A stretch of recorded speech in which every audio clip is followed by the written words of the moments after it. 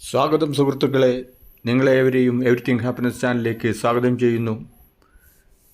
ഇന്നലെ നമ്മുടെ V D Satheesan ഗവൺമെൻറ്റിൻ്റെ സത്യപ്രതിജ്ഞാ ചടങ്ങ് നമ്മളേവരും വീക്ഷിച്ചു. ആ സത്യപ്രതിജ്ഞാ ചടങ്ങിലേക്ക് ഒഴുകിയെത്തിയ ജനസാഗരം കണ്ടിട്ട് എല്ലാവരും ഒന്ന് ഞെട്ടിപ്പോയി. ജനസാഗരം കൊണ്ട് നിറഞ്ഞു കവിഞ്ഞ സ്റ്റേഡിയവും പാസ് കിട്ടാതെ സ്റ്റേഡിയത്തിന് പുറത്ത് കാത്തുനിന്ന ആയിരങ്ങളും, അതോടൊപ്പം ജനസാഗരത്തിനെ ഒഴിവാക്കുന്നതിനു വേണ്ടി അയൽ സംസ്ഥാനത്തെ ചീഫ് മിനിസ്റ്റർ വിജയനെ വിളിച്ചത് ക്യാൻസൽ ചെയ്തു. വിജയം കൂടി എത്തിക്കഴിഞ്ഞു കഴിഞ്ഞാൽ എന്താണ് ജനസാഗരം മൂലം സംഭവിക്കുക എന്ന് പറയാൻ കഴിയില്ല. അതിനാൽ അതെന്തായാലും ഒഴിവായി. സുഹൃത്തുക്കളെ, അതോടൊപ്പം തന്നെ നമ്മളെ എല്ലാവരെയും അത്ഭുതപ്പെടുത്തുന്ന ആ പ്രായമായ ആ അമ്മയെ ചേർത്ത് പിടിക്കുന്ന രാഹുൽജിനെയും നമ്മുടെ മുഖ്യമന്ത്രി വി ഡി സതീശനെയും കണ്ടു. അതോടൊപ്പം സ്റ്റേജ് അത്ഭുതസ്തംഭരായിപ്പോയി. ഈ നാട്ടിലെ ഭരണാധികാരികൾ, ഇങ്ങനെയുള്ള ഭരണാധികാരികളും നമ്മുടെ കൊച്ചു കേരളത്തിലുണ്ട് എന്നുള്ളത്, നമ്മുടെ നാട്ടിലുണ്ട് എന്നുള്ളതും എല്ലാവരെയും അത്ഭുത പരതന്ത്രരാക്കുന്നതാണ്. എന്താണ് സുഹൃത്തുക്കളെ, ഇത് രാഹുൽ ഗാന്ധിജി പറഞ്ഞു, ജനങ്ങൾ ആവശ്യപ്പെട്ട ഗവൺമെൻറ്റാണിത്, ജനങ്ങൾ ആവശ്യപ്പെട്ട് നേടിയെടുത്ത ഗവൺമെൻറ്റാണ് എന്ന് രാഹുൽജി കട്ട് ആൻഡ് റൈറ്റ് പറഞ്ഞത് വളരെ വാസ്തവമാണ്. അത് ഇന്നലെ നമ്മളേവരും ദർശിച്ചു. അതോടൊപ്പം തന്നെ ഗവൺമെൻറ് പ്രോമിസ് ചെയ്തതുപോലെ തന്നെ ഒന്നാമത്തെ സത്യപ്രതിജ്ഞയ്ക്ക് ശേഷം ആദ്യം നടന്ന മന്ത്രിസഭാ യോഗത്തിൽ തന്നെ നമ്മളുടെ സ്ത്രീജനങ്ങളെ ചേർത്ത് പിടിച്ചുകൊണ്ട്, നാരീശക്തിനെ ചേർത്ത് പിടിച്ചുകൊണ്ട് സ്ത്രീകൾക്ക് ജൂൺ 15 മുതൽ സൗജന്യ ട്രാവലിംഗ് KSRTC ബസ്സുകളിൽ യാത്ര സൗജന്യമായിട്ടുള്ളത് ഡിക്ലെയർ ചെയ്തു. അതോടൊപ്പം തന്നെ വയോജനങ്ങളെ ചേർത്ത് പിടിച്ചുകൊണ്ട് വയോജനങ്ങൾക്ക് വേണ്ടിയിട്ട് പ്രത്യേക ഒരു വകുപ്പ് തന്നെ ഉണ്ടാക്കുവാൻ വി ഡി സതീശൻ ഗവൺമെൻറ് തീരുമാനിച്ച വിവരവും പുറത്തു വന്നു. അങ്ങനെ ഓരോരോ വാഗ്ദാനങ്ങൾ നിറവേറ്റപ്പെടുകയാണ്. ഇതിൽ വേറൊരു കാര്യം എന്താണെന്ന് ചോദിച്ചു കഴിഞ്ഞാൽ, ഇടതുപക്ഷ ഗവൺമെൻറ് 2 ടേം അധികാരത്തിൽ വന്നു കഴിഞ്ഞപ്പോൾ ആദ്യത്തെ ടേം തന്നെ എങ്ങനെയാണ് വന്നതെന്ന് നമുക്കറിയാം. ഉമ്മൻചാണ്ടി സർക്കാരിനെതിരെ കള്ളപ്രചരണവും കുപ്രചരണവും നടത്തി, മഫിയ പ്രവർത്തനങ്ങളും നടത്തി. എങ്ങനെയൊക്കെയാണ് ഉമ്മൻചാണ്ടി സർക്കാരിനെ, ഭൂരിപക്ഷം കുറഞ്ഞ ഉമ്മൻചാണ്ടി സർക്കാരിനെ ദ്രോഹിച്ചാണ് 2016 വേറൊരാളെ കാണിച്ചൊരു വിധത്തിൽ തട്ടിപ്പും വെട്ടിപ്പുമായിട്ടാണ് പിണറായി വിജയൻ ഗവൺമെൻറ് അധികാരത്തിൽ വന്നത്. 2016 അധികാരത്തിൽ വന്ന് 2021 വരെ കലാമറ്റികളുടെ കാലമായിരുന്നു. വെള്ളപ്പൊക്കം, അത് ഉണ്ടാക്കിയ ആർട്ടിഫിഷ്യൽ വെള്ളപ്പൊക്കമാണ്. ബുദ്ധിയില്ലാതെയുള്ള ഡാമെല്ലാം തുറന്നുവിട്ട് ആ റിപ്പോർട്ടുകളെല്ലാം പൂഴ്ത്തി. നമ്മുടെ ഇപ്പോഴത്തെ ഗവൺമെൻറ് ആ റിപ്പോർട്ടുകളൊക്കെ ശരിക്കും തന്നെ അന്വേഷിച്ച് പുറത്തു കൊണ്ടുവരേണ്ടതാണ്. ജനങ്ങളെ കൊന്നൊടുക്കി ദുരിതം വരുത്തിച്ച് PR വർക്കുകളും ഏജൻസികളും വെച്ചുകൊണ്ടിട്ട് നുണപ്രചരണങ്ങൾ കൊണ്ട് അത് തട്ടിമാറ്റി. രണ്ടാമത് അതിനുശേഷം കോവിഡ് മഹാമാരി, എല്ലാവിധ മരണങ്ങളും വന്ന് സംഭവിച്ച് തുന്നം ഒരു ഗവൺമെൻറ് 2021 PR വർക്ക് കൂടെ തട്ടിപ്പിലൂടെ അവർ അധികാരത്തിൽ കയറിയപ്പോഴത്തേക്കും ഗവൺമെൻറ്റിൻ്റെ സ്വഭാവം മാറി. 2021 മഹാഭൂരിപക്ഷത്തിനാണ് തട്ടിപ്പിലൂടെ അധികാരത്തിൽ കയറിയത്. 2023 മുതൽ 2026 വരെ ഈ പാർട്ടി ഇവിടെ സ്ഥിരമായി ഇനി ഒരു കാലത്തും കോൺഗ്രസ് ഗവൺമെൻറ് കേരളത്തിൽ വരികയില്ല എന്ന ഇതോടുകൂടി പാർട്ടി ഭരണവും പോലീസ് ഭരണവും ഗുണ്ടാഭരണവും മൊത്തം സത്യമേവേ ജയതയില്ല, സത്യമേ ഇല്ല. വെറും കള്ളത്തരങ്ങളും തട്ടിപ്പും ഗവൺമെൻറ് ഓർഡറായിട്ട് തന്നെ അടിച്ചിറക്കുകയാണ്. തട്ടിപ്പ്, വെട്ടിപ്പ്, കക്കൽ, നക്കൽ, മുക്കൽ ഒക്കെ ആയിട്ട് ഗവൺമെൻറ്റിൻ്റെ മുഖമുദ്ര തന്നെ അങ്ങനെയായി. ഇത് പറഞ്ഞിരിക്കുന്നത് ഉന്നതരായ IAS ഓഫീസർമാരാണ് ഇന്ന് വെളിപ്പെടുത്തിയിരിക്കുന്നത്.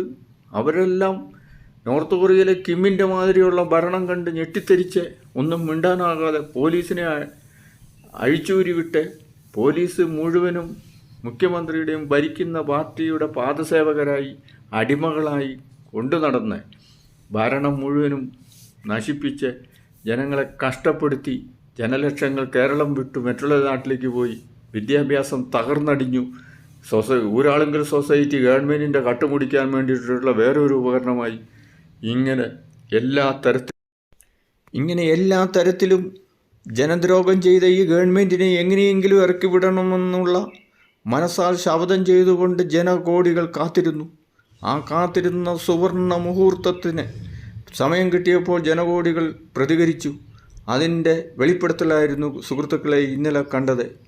ഒരു കേരള ജനതയ്ക്ക് ഒരു ബിഗ് സല്യൂട്ട് നന്ദി പറഞ്ഞുകൊണ്ട് ഈ ഇന്നലത്തെ ജനകോടികളെല്ലാവരും ഒഴുകിയെത്തിയത്. തട്ടിപ്പിലും വെട്ടിപ്പിലും PR വർക്കിലൂടെ വീണ്ടും അധികാരത്തിൽ വർഷങ്ങളോളം ഇരിക്കാമെന്ന് കരുതിക്കൂട്ടിയിരുന്ന ബ്യൂറോക്രാറ്റ്സും കള്ളക്കവട ഗവൺമെൻറ്റും LDF ഗവൺമെൻറ്റും തകർന്ന് തരിപ്പണമായി. ഇത് ഇന്നലെ തിരഞ്ഞെടുത്ത ഗവൺമെൻറ് 5 വർഷത്തിലേക്കല്ല, അവർക്കൊക്കെ ഇതൊരു പാഠമാകണം. 10 വർഷത്തേക്ക്, ഏറ്റവും കുറഞ്ഞത് 10 വർഷത്തേക്കുള്ള ഒരു ഗവൺമെൻറ്റാണ് തിരഞ്ഞെടുക്കപ്പെട്ടത്. BJPയും ആവുന്ന പോലെ എങ്ങനെയെങ്കിലും ഭൂരിപക്ഷ വർഗീയ ചേരിതിരിവുണ്ടാക്കി. ഇടതുപക്ഷവും BJPയും അത് ഒരുപാട് ശ്രമിച്ചു. ചേരിതിരിവുണ്ടാക്കി എങ്ങനെയെങ്കിലും ഭരണം കൈയാളുക, ഇതായിരുന്നു ഏവരുടെയും ലക്ഷ്യം. പക്ഷേ കേരളത്തിലെ പ്രബുദ്ധരായ ജനത ഇത് തിരിച്ചറിഞ്ഞു. കേരളത്തിലെ പേപ്പർ വായിക്കുകയും ന്യൂസ് കേൾക്കുകയും മീഡിയകളും ഇത് തിരിച്ചറിഞ്ഞു. മീഡിയകളൊക്കെ വന്നിരിക്കുന്നത് ജനനന്മയ്ക്കും രാജ്യനന്മയ്ക്കും ലോകനന്മയ്ക്കും വേണ്ടി പ്രവർത്തിക്കുന്ന ഇൻഡിവിജ്വലായിട്ടുള്ള ആൾക്കാരാണ് മീഡിയകളിൽ അധികമുള്ളത്. അവർക്ക് ഇതുകൊണ്ട് യാതൊരു ബെനിഫിറ്റുമില്ല. അവരുടെ സമയം പോകുന്നു, അവർ കാര്യങ്ങൾ വിശകലനം ചെയ്യുന്നു. അത് പൗരധർമ്മമാണ്. ഇത് ഇന്ത്യൻ ഭരണഘടനയിൽ എഴുതി വെച്ചപ്പെട്ട കാര്യങ്ങളാണ്. നമ്മൾ അധർമ്മത്തിനെതിരെ പ്രതികരിക്കണം. അധർമ്മം സഹിക്കുകയല്ല വേണ്ടത്. അത് നമ്മുടെ ഒരു കടമയാണ്. ഓരോ വ്യക്തികളുടെയും കടമയാണ് തിന്മയ്ക്കെതിരെ പ്രതികരിക്കുക, നന്മ ചെയ്യുക എന്നുള്ളത്. അതനുസരിച്ച് ഏതെങ്കിലും വിദ്യാഭ്യാസവും സാമൂഹിക ബോധവുമുള്ള ആൾക്കാരാണ് അധികവും.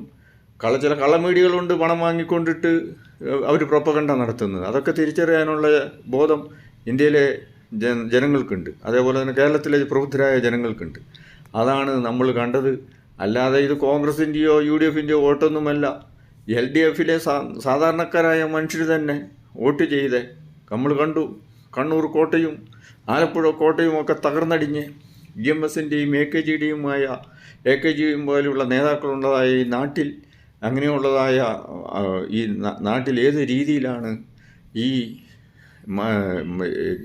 മാർക്സിസം തകർന്നടിഞ്ഞെന്നുള്ളത്. മാർക്സ് തന്നെ തകർന്നടിഞ്ഞിട്ടാണ് മാർക്സിസമൊക്കെ ലോകത്തുനിന്ന് പോയി. മാർക്സിൻ്റെ അമ്മ പറഞ്ഞത്, മാർക്സ് ധനതത്വശാസ്ത്രം എഴുതാതെ നീ പോയി കുറച്ച് ധനം ഉണ്ടാക്കുക, ദാരിദ്ര്യവും കഷ്ടപ്പാടും ദുരിതവും മുഖേനം. നല്ല പുസ്തകമൊക്കെയാണ്, പക്ഷേ അത് പ്രാക്ടിക്കലാകണ്ടേ. അത് വർഗാധിപത്യമായിക്കൊണ്ട് മറ്റുള്ളവരെ ഒരു മത്സരബുദ്ധി ഇല്ലാതെ ആരെങ്കിലും നോക്കുകൂലി പോലെ നോക്കിയിരിക്കുക, പൈസ മേടിക്കുക എന്ന് പറയുന്ന തത്വം എവിടെ വിജയിക്കും? ചൈനയിലൊക്കെ അങ്ങോട്ട് നോക്ക്, ചൈനയിലേക്ക് നോക്ക്, അവിടേക്ക് നോക്ക്, ഇവിടേക്ക് നോക്ക് എന്നൊക്കെ പറയും. ചൈനക്കാരൊക്കെ ഓടിപ്പോയി വിസ എടുത്തുകൊണ്ടിട്ട് അമേരിക്കയിൽ കൂടെ നടക്കുകയാണ് സന്തോഷിച്ച് സമാധാനപരമായിട്ട്. അതേപോലെ മറ്റുള്ള യൂറോപ്യൻ രാജ്യങ്ങളിലേക്ക് പോവുകയാണ്. അതേപോലെ തന്നെയാണ് ഈ ഇസങ്ങളൊക്കെ തകർന്നടിഞ്ഞിട്ട് തരിപ്പണമാകുന്നത്. ഇങ്ങനെയുള്ള ഏകാധിപത്യവും ഡിക്റ്റാറ്റർഷിപ്പും ഒന്നും ലോകത്ത് നിലനിൽക്കുകയില്ല. മനുഷ്യൻ ഭൂമിയിൽ കുറച്ചു കാലം സന്തോഷകരമായി വരുന്നു, ജീവിക്കുന്നു, പോകുന്നു. അതല്ലാതെ അടിമകളാക്കിക്കൊണ്ടും ഏകാധിപതികളുടെ കഥകളൊക്കെ നമുക്ക് ധാരാളം അറിയാം. അങ്ങനെ ഒരു ഏകാധിപത്യ പ്രവണതയ്ക്ക് ഏറ്റ തിരിച്ചടിയാണ് ഈ ഇലക്ഷനിൽ നമ്മൾ കണ്ടത് സുഹൃത്തുക്കളെ. ഇതിനി നീണ്ടു നിൽക്കും. 5, 10, 15 വർഷം നീണ്ടു നിന്നാലും അത്ഭുതമില്ല. അതിനാൽ ഇതൊക്കെ മാറ്റിയാൽ അവർക്ക് നല്ലത്. അല്ലാതെ എല്ലാ ഈസങ്ങളും മനുഷ്യൻ്റെ നന്മയ്ക്കാണ്, എല്ലാ മതങ്ങളും മനുഷ്യൻ്റെ നന്മയ്ക്കാണ്. മതം ഇല്ലാതായാലേ മനുഷ്യൻ നന്നാവുകയുള്ളൂ എന്ന സ്ഥിതിവിശേഷത്തിലേക്കാണ് ഇപ്പോൾ ലോകം പോയിക്കൊണ്ടിരിക്കുന്നത്. പക്ഷേ എല്ലാ മതങ്ങളും എല്ലാ ഈശ്വരന്മാരും മനുഷ്യൻ്റെ നന്മയാണ് ഉദ്ദേശിക്കുന്നത്. എല്ലാം മനുഷ്യനാണ്. മനുഷ്യരിൽ 2 ജാതിയുള്ളൂ, ഒന്ന് ആണും ഒന്ന് പെണ്ണും. അല്ലാതെ എല്ലാം നമ്മൾ തത്വമസി എന്ന് പറയും, നീ തന്നെയാണ് ദൈവം, ആ ദൈവം ഞാൻ തന്നെയാണ് എന്നുള്ളതായ ചിന്താഗതിയിലേക്ക് വന്നിട്ട് ഇപ്പോൾ യൂറോപ്യൻ രാജ്യങ്ങളും മറ്റുള്ള വികസിത രാജ്യങ്ങളെല്ലാം ഈ മതത്തിനെ ഉപേക്ഷിച്ചു. മതസ്ഥാപനങ്ങളും ഇത് എല്ലാം ഇപ്പോൾ ബാറുകളും അതേപോലെ റിക്രിയേഷൻ സെൻ്ററുകളുമായിട്ടും മാറ്റപ്പെട്ടു. ഇതൊക്കെയാണ് സുഹൃത്തുക്കളെ ഇപ്പോഴത്തെ ഇത്. എന്തായാലും ഈ തെരഞ്ഞെടുപ്പിൽ നമ്മുടെ ജനാധിപത്യ ഗവൺമെൻറ്റാണ് ജനങ്ങൾക്ക് വേണ്ടി വന്നിരിക്കുന്നത്. ജനങ്ങൾക്ക് ഒരുപാട് പ്രതീക്ഷകളുമുണ്ട്. ഈ അഴിമതിക്കാരായ കൊള്ളക്കാരായ ബ്യൂറോക്രാറ്റ്സുകളെയും രാഷ്ട്രീയക്കാരെയും പറ്റി കർശനമായ അന്വേഷണം നടക്കുമെന്നും അവരെയൊക്കെ നിയമത്തിൻ്റെ മുന്നിൽ കൊണ്ടുവരുമെന്നും വിചാരിക്കുന്നു. അതോടൊപ്പം തന്നെ UDF ഗവൺമെൻറ് പ്രോമിസ് ചെയ്തിരിക്കുന്ന വാഗ്ദാനങ്ങൾ ഒന്നൊന്നായി നിറവേറ്റപ്പെടുമെന്ന് അവർ വിചാരിക്കുന്നു. അതോടൊപ്പം മുന്നോട്ടും ഒരു തുടർഭരണമുണ്ടാകുകയും ഈ മാതിരിയുള്ള കവട ദ്രോഹിക്കുന്ന ഗവൺമെൻറ്റുകളെ കേരളത്തിൽ നിന്ന് ഓടിക്കുകയും അവർക്ക് ഇനിയൊരിക്കലും ഭരണം കിട്ടാതെ വരാതെ പ്രവർത്തിക്കുകയും ചെയ്യുമെന്ന് ആശിക്കുന്നു. അങ്ങനെയാണ്, അതിനുവേണ്ടിയാണ് ജനങ്ങൾ ജനാധിപത്യത്തിന് വേണ്ടിയിട്ടും മതമൈത്രിക്ക് വേണ്ടിയിട്ടും സെക്യുലറിസ്റ്റ് ഗവൺമെൻറ്റിനും വേണ്ടിയിട്ടാണ് സുഹൃത്തുക്കളെ വോട്ട് ചെയ്തിരിക്കുന്നത്. ഇത് ഇന്ത്യ രാജ്യവും ലോകരാജ്യങ്ങളും ഉറ്റുനോക്കുന്നു. അതെന്തായാലും അതിൻ്റെ ഒരു പ്രതിഫലനം കണ്ടു. എന്താണ് ജനമഹാശക്തി എന്ന് രാഷ്ട്രീയ പാർട്ടിക്കാരും മീഡിയക്കാരുമൊക്കെ തിരിച്ചറിഞ്ഞു. പെയ്ഡ് ന്യൂസുകൾ എത്രയാണ്, പെയ്ഡ് ന്യൂസ്.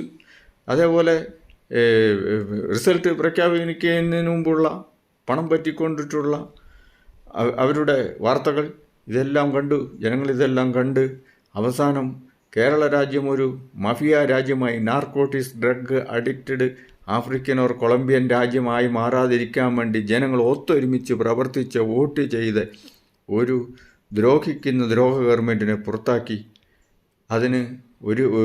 അതിനുവേണ്ടി മുന്നിൽ നിന്ന് പ്രവർത്തിച്ച ആളാണ് V D Satheesan. V D സതീശനെ മാറ്റി വേറെ ആരെയെങ്കിലും മുഖ്യമന്ത്രിയാക്കുകയാണെങ്കിൽ കേരളം കത്തിയേനെയും. നടക്കില്ല. കോൺഗ്രസ് പാർട്ടി അതോടുകൂടി കേരളത്തിൽ നിന്നും അപ്രതീക്ഷിതമായേനെയും. എന്തായാലും അത് സംഭവിച്ചില്ല.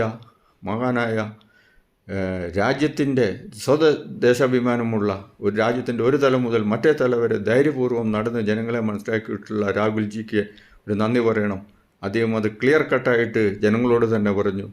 രാഹുൽജിയും പ്രിയങ്ക ഗാന്ധിയും മതേതരത്വമുള്ള മുസ്ലിം ലീഗും കൂടി എന്തായാലും സതീശൻ സാറിനെ തന്നെ വി ഡി സതീശനെ തന്നെ കേരളത്തിൻ്റെ മുഖ്യമന്ത്രിയായി ജനങ്ങൾ തിരഞ്ഞെടുത്ത മുഖ്യമന്ത്രിക്ക് അധികാരം കൊടുത്തു. ആ യാത്ര സധൈര്യം മുന്നോട്ട് നീങ്ങുമെന്നും ജന അഭിലാഷങ്ങൾ നിറവേറ്റിക്കൊണ്ട് ജനങ്ങളുടെ ഒരു ഗവൺമെൻറ് ഇവിടെ 5 കൊല്ലവും 10 കൊല്ലവും 15 കൊല്ലവും ഇനി മുന്നോട്ട് ഭരിക്കുമെന്ന് നമ്മൾക്ക് വിചാരിക്കാം സുഹൃത്തുക്കളെ. എന്താണെങ്കിലും കണ്ണീര് വരുത്തുന്ന ഒരു ആളുകളുടെ കണ്ണു നിറയുന്നതായ ഒരു സത്യപ്രതിജ്ഞാ ചടങ്ങാണ് ഇന്നലെ നടന്നത്. ജനലക്ഷങ്ങളും ജനകോടികളും ഇവിടെയും ആശംസകളും അഭിലാഷങ്ങളും ആണ് അവിടെ കണ്ടത്. എന്താണേലും സുഹൃത്തുക്കളെ, ഇത് ഒരു മാറ്റത്തിൻ്റെ ഒരു കാഹളമാണ്. അതായത് ജനങ്ങൾ ആട്ടിൻ തോലിട്ട ചെന്നായ്ക്കളെയും അല്ലാത്ത ഒറിജിനൽ ആട്ടിൻകുട്ടികളെയും തിരിച്ചറിയുന്നത് നമ്മൾ കണ്ടു. ആ ജനങ്ങളെ ഒന്നും പറ്റിക്കാൻ പറ്റുകയില്ല. വിവരവും വിദ്യാഭ്യാസം ഇല്ലാത്തവരൊന്നുമല്ല കേരള ജനത. കേരള ജനതയ്ക്ക് വേണ്ടത് സ്വൈര്യമായ ജീവിതമാണ്. അതെന്താണല്ലോ ആ സ്വൈര്യ ജീവിതം ഉറപ്പുവരുത്തിക്കൊണ്ട് നമ്മുടെ ആഭ്യന്തരമന്ത്രി ചെന്നിത്തലാജി പറഞ്ഞത് വളരെ കറക്റ്റാണ്. അതാണ് ജനങ്ങൾക്ക് വേണ്ടത്. അത് ചെന്നിത്തലാജിയും ഗവൺമെൻറ്റിൻ്റെ ഭാഗമായതിൽ ഇഷ്ടമുള്ള വകുപ്പെടുത്തോളാൻ മുഖ്യമന്ത്രി പറഞ്ഞു, ഇഷ്ടമുള്ള തിരഞ്ഞെടുത്തോളാൻ പറഞ്ഞു. അതുതന്നെ വളരെ നല്ലതായൊരു തുടക്കമാണ്. എല്ലാവിധ തർക്കങ്ങളും പിണക്കങ്ങളും മാറ്റിവെച്ചുകൊണ്ട് ഒത്തൊരുമയോടെ നീങ്ങിയ ഈ UDF ഗവൺമെൻറ്റിനെ അഭിനന്ദനങ്ങൾ.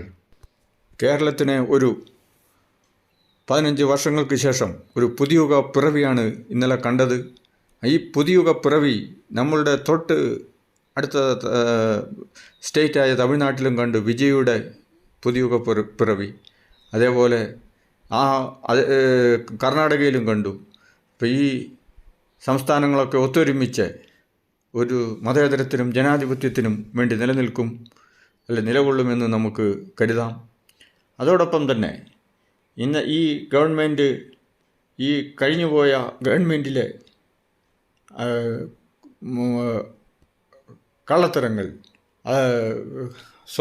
കള്ള സൊസൈറ്റികൾ, കള്ള റിപ്പോർട്ടുകൾ, ഇതിനെപ്പറ്റിയൊക്കെ അന്വേഷണം നടത്തി ഊരാളുങ്കൽ സൊസൈറ്റിയും അതോടൊപ്പം തന്നെ കിഫ്ബിയും അതോടൊപ്പം തന്നെ ഏതെല്ലാം തരത്തിലുള്ള ലാവ്ലിൻ കേസും എല്ലാം പുറത്തെടുത്ത് നീതിയുക്തമായ അയ്യപ്പക്കൊള്ളയ്ക്ക് വേണ്ടിയിട്ടുള്ള അന്വേഷണം പ്രഖ്യാപിക്കുമെന്ന് വിശ്വസിക്കുന്നു. ആ അയ്യപ്പക്കൊള്ള ഭയങ്കരമായ ലോകോത്തര കൊള്ളയാണ്. PhD കൊടുക്കേണ്ടതായ ഈ കൊള്ളകളൊക്കെ പുറത്തു വരും. ജനങ്ങൾ വിവരങ്ങൾ അറിയും. വിവരാവകാശ നിയമങ്ങളിൽ മാറ്റം വരുത്തുക, അതിൽ വെള്ളം ചേർക്കുക, ഇതൊക്കെ മാറി ഒറിജിനൽ ആയിട്ടുള്ള വിവരാവകാശവും ജനങ്ങളുടെ അവകാശവും സംരക്ഷിക്കപ്പെടും എന്ന് നമുക്ക് കരുതാം.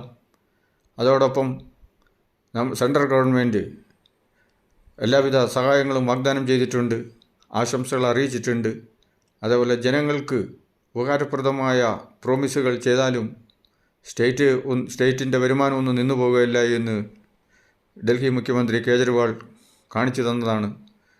അങ്ങനെ ഈ ഒരു സൽഭരണം VDS ഗവൺമെൻറ് ജനങ്ങൾ ആഗ്രഹിച്ച പോലെ നടപ്പിലാക്കുമെന്ന് നമുക്ക് വിചാരിക്കാം.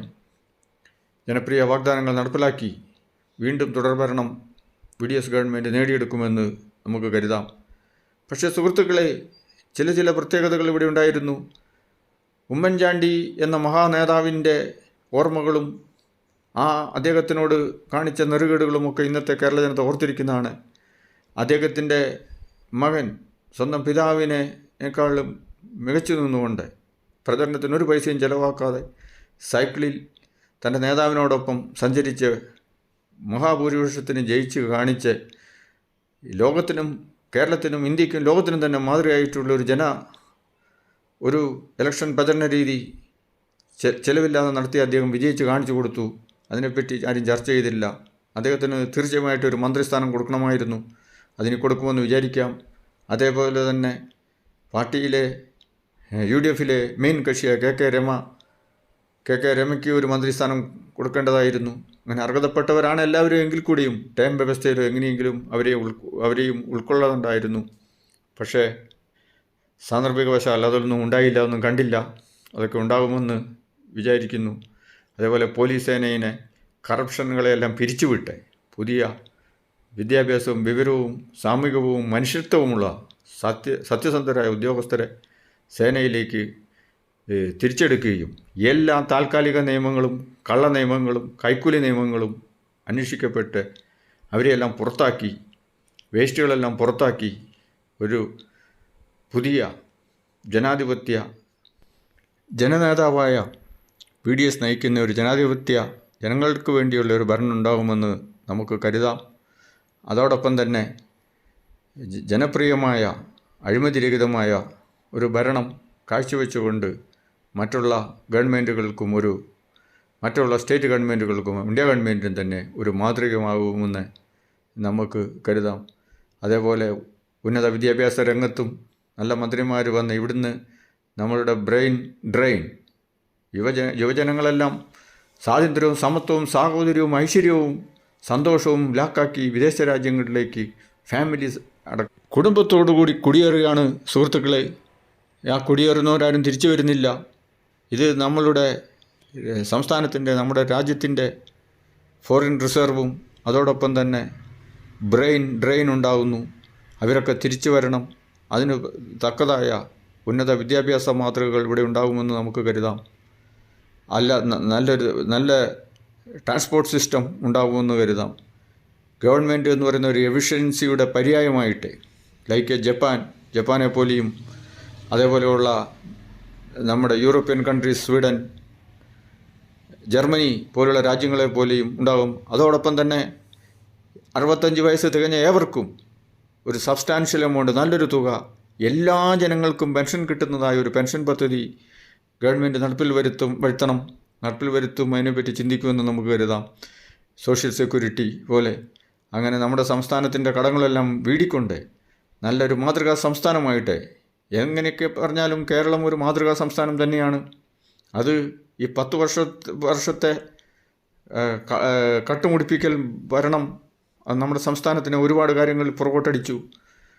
അത് ഒക്കെ തിരിച്ചു വന്നുകൊണ്ട് സമ്പൽ സമൃദ്ധമായിട്ട് ഐശ്വര്യപൂർണമായ മാതൃകാപരമായ ഒരു സംസ്ഥാനമായി നമ്മൾ മാറുമെന്ന് നമുക്ക് വിശ്വസിക്കാം. നമുക്ക് ലക്ഷ്യത്തിലെത്താം സുഹൃത്തുക്കളെ. നന്ദി, നമസ്കാരം.